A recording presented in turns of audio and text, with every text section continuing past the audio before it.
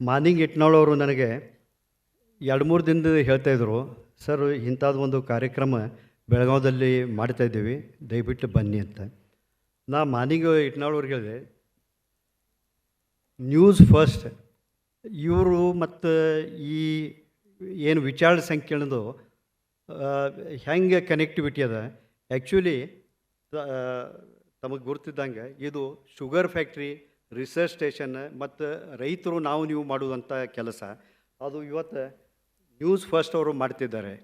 So ಇವತ್ತು ನಾನು ಬಂದು ನ್ಯೂಸ್ ಫಸ್ಟ್ ಜೊತೆಲಿ ರವಿಕುಮಾರ್ ಅವ್ರಿಗೆ ಮಾತಾಡ್ತಿದ್ದೆ, ಭಾಳ ಸಂತೋಷ ಅನ್ನಿಸ್ತು.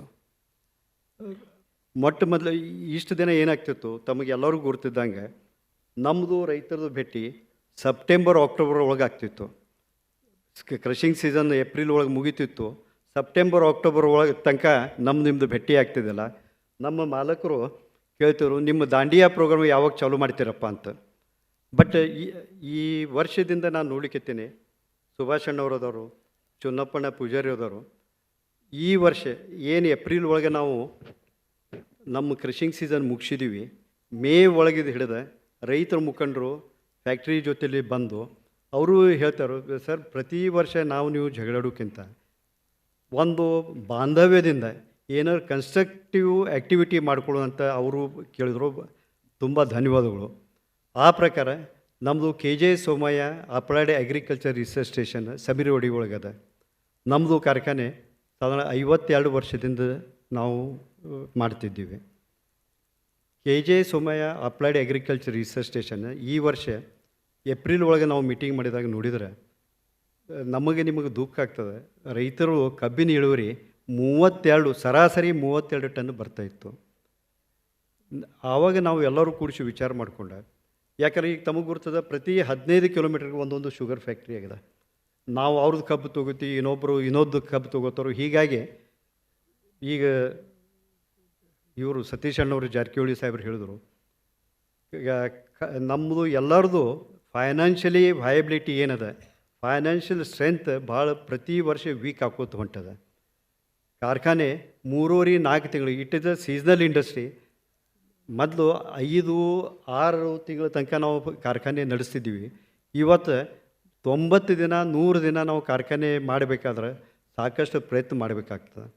ಅದಕ್ಕೆ ಮಾಲಕರು ಒಂದು ಹೇಳಿದ್ರು, instead of horizontal growth we have to have a vertical growth.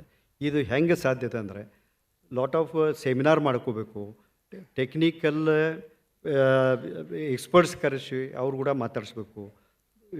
Gujarat ಒಳಗೆ, ಮಹಾರಾಷ್ಟ್ರ ಒಳಗೆ ಸಾಕಷ್ಟು ರೈತರು ಮುಂದೆ ಹೋಗ್ಯಾರು, ಅವ್ರ ಜೊತೆಲಿ ಮಾತಾಡ್ಕೊಂಡು ಟ್ರೈನಿಂಗ್ ಪ್ರೋಗ್ರಾಮ್ ಅದು ಮಾಡ್ಕೊರಿ ಅಂತ.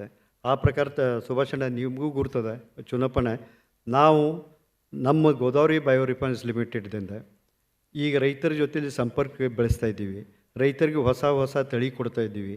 ಇದಲ್ಲದೆ ಮಣ್ಣಿನ ಪರೀಕ್ಷೆ ನಾವು ಕಾರ್ನೆಲ್ ಯೂನಿವರ್ಸಿಟಿ ಅಮೇರಿಕೆ ಜೊತೆಯಲ್ಲಿ ಒಂದು ಒಪ್ಪಂದ ಮಾಡಿಕೊಂಡೆ. Doctor Larry walker, doctor Lisa ಅವರು ಸಾಯಿಲ್ ಸೈಂಟಿಸ್ಟ್ ಅದಾರು, ಅವ್ರ ಜೊತೆಯಲ್ಲಿ based on soil sample targeted yield ಆ ಪ್ರಕಾರ ನಾನಾ ಗ್ರೂಪ್ ಮಾಡಿವಿ. ಒಂದು ಗ್ರೂಪ್ 50 ಟನ್ದವರು, ಒಂದು ಗ್ರೂಪ್ 70 ಟನ್ದವರು, ಕೆಲವು ಮಂದಿ 100 ಟನ್, ಹಿಂಗೆ ಬೇರೆ ಬೇರೆ ಗ್ರೂಪ್ ಮಾಡಿಕೊಂಡು ಅವ್ರ ಜೊತೆಲಿ ಇವತ್ತು ಕೆಲಸ ಮಾಡ್ತಿದ್ದೀವಿ.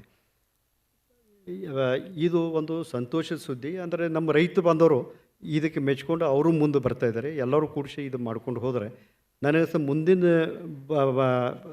ನಮ್ಮ ಮಾಲಕರಾದ ಸಮೀರ್ ಸೋಮಯ್ಯವರು ಹೇಳಿದರು, ಅಕಸ್ಮಾತ್ ನಾವು 32 ಟನ್ದವ್ರಿಗೆ ಎಲ್ಲರೂ ಕೂಡಿಸಿ 50 ಟನ್ ತನಕ ತೊಗೊಂಡು ಬಂದರೆ ಇವತ್ತು ಕಾರ್ಖಾನೆಗೆ ಎಷ್ಟು ಟನ್ ಕಬ್ಬು ಆಗ್ತದೆ. ಬರೀ ನಮ್ಮದು ಕಾರ್ಖಾನೆ ಒಂದಲ್ಲ, ಎಲ್ಲ ಕಾರ್ಖಾನೆಗೆ ಸಾಕಷ್ಟು ಕಬ್ಬು ಸಿಗ್ಲಿಕ್ಕತ್ತದೆ. ಪುನಃ ನಮ್ಮದು ಫೈನಾನ್ಷಿಯಲಿ ವಯಬಿಲಿಟಿ ಹೆಚ್ಚಾಗ್ತದೆ.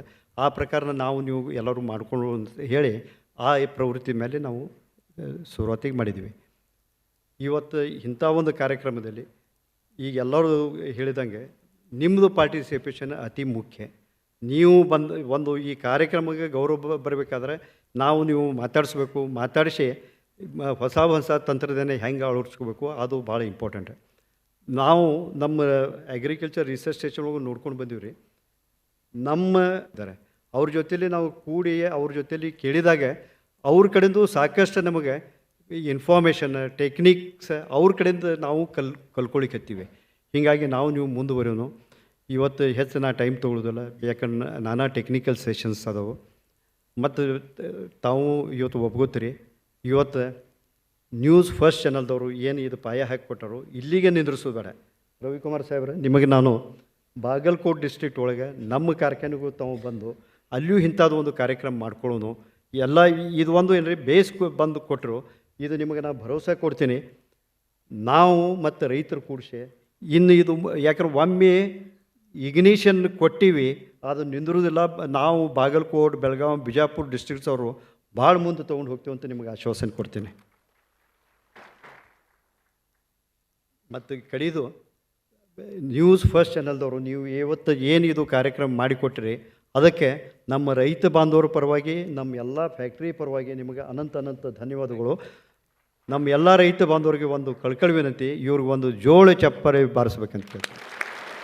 ನಮಸ್ಕಾರ, ಥ್ಯಾಂಕ್ ಯು.